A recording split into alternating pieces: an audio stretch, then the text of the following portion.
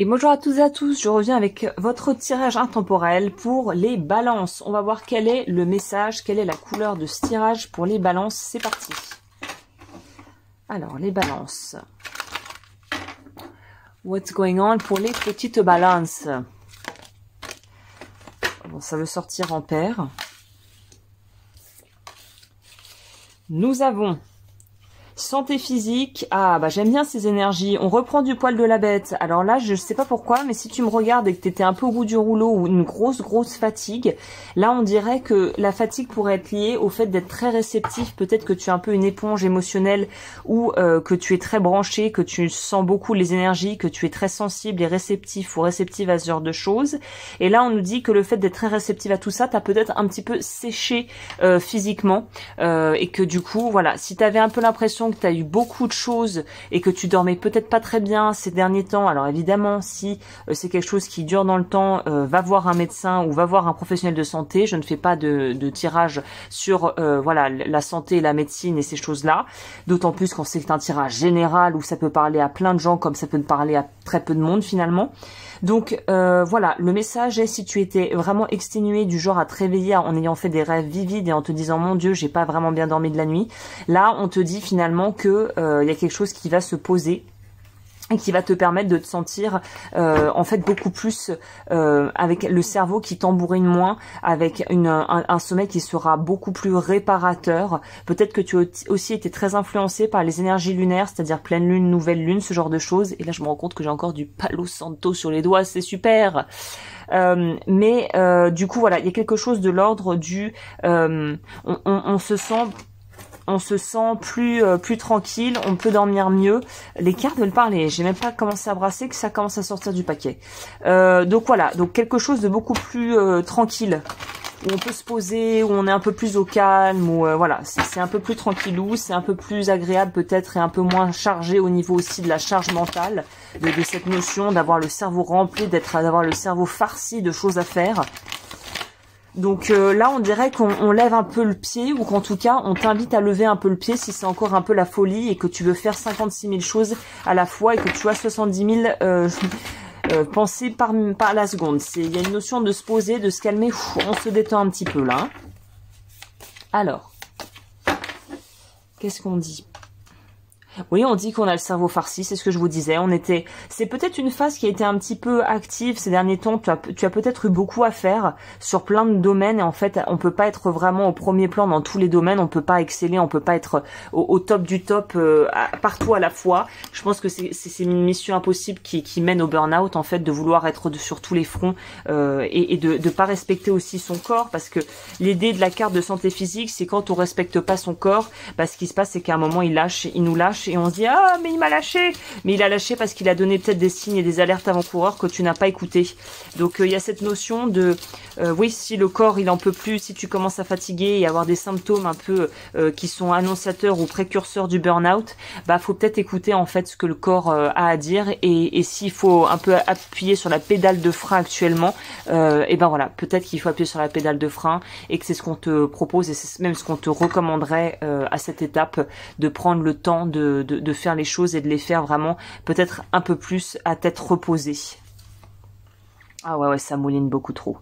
Ça mouline beaucoup trop pour les balances. Je pense que c'est de là que vient cette espèce d'épuisement. Pour moi, c'est une fatigue mentale. C'est la fatigue de on en fait trop. C'est la fatigue de on veut batailler, comme je vous disais, sur tous les plans. Et là, on dit arrête d'utiliser autant la tête et fie-toi peut-être un peu plus au ressenti et aussi au message que t'envoie ton corps actuellement. Two of Coins. Alors ça ne parlera pas à toutes les balances, mais peut-être si tu es en train de changer de vie, que si tu es entre deux jobs, deux relations, deux histoires, deux cycles de vie qui sont en train de, en fait, qui bout à bout se complètent, et en même temps il y en a forcément un qui termine, un qui va commencer. On est dans une espèce d'entre-deux, en fait, entre deux mondes, entre deux états, qui est très fatigant. Et c'est comme par exemple déménager, même si c'est quelque chose que l'on souhaite, même si c'est quelque chose qu'on organise du mieux qu'on peut et qu'on est aidé pour ce faire, c'est quelque chose qui est physiquement fatigant, c'est-à-dire devoir déjà voilà, faire les cartons, faire la partie administrative, s'occuper aussi de la gestion si on a sa famille et ses enfants, et c'est quelque chose qui est éreintant en fait. Et là on nous dit bah finalement la fatigue est peut-être normal, mais le surmenage mental, lui, pourrait être drastiquement, on va dire, allégé si tu décidais peut-être d'être un peu plus dans l'instant présent et de prendre plus de temps pour prendre soin de ton corps et de ta santé, en fait, quelque part. Il y a aussi une notion de contrôle avec la reine d'épée ici, et c'est le contrôle de on espère faire au mieux et on veut surtout pas se planter. Et en fait, en étant dans le contrôle, on tient encore plus les choses, on n'est pas du tout dans une forme de fluidité, et le contrôle est là pour en fait comme un mécanisme de protection qui fait que si on a l'impression qu'on a la main mise sur ce qu'on fait, ça va mieux se passer. Et parfois c'est le cas, parfois ça ne l'est pas, et parfois c'est en étant trop dans le contrôle que finalement on se met un peu une balle dans le pied, qu'on en fait 3 fois trop et que c'est pas du tout porteur, et ça ne va pas t'aider à avancer en fait, hein.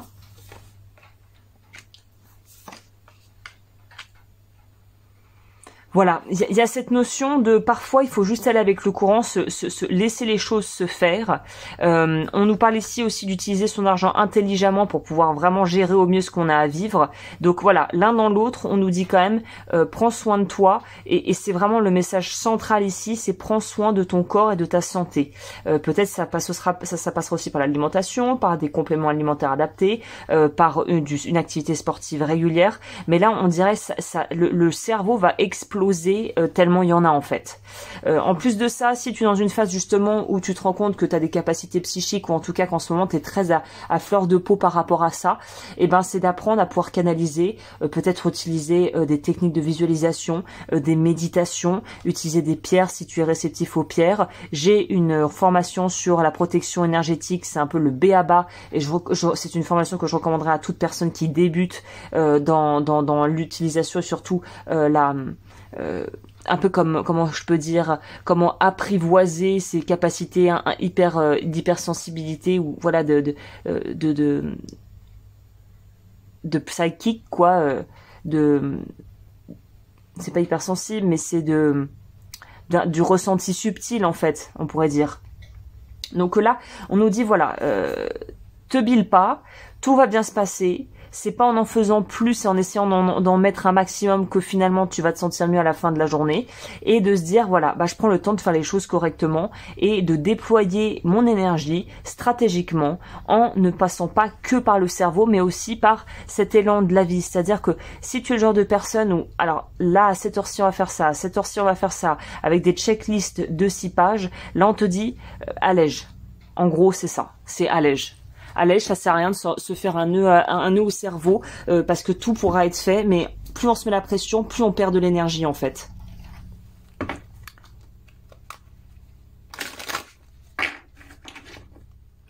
Quel est le message conseil pour toi ?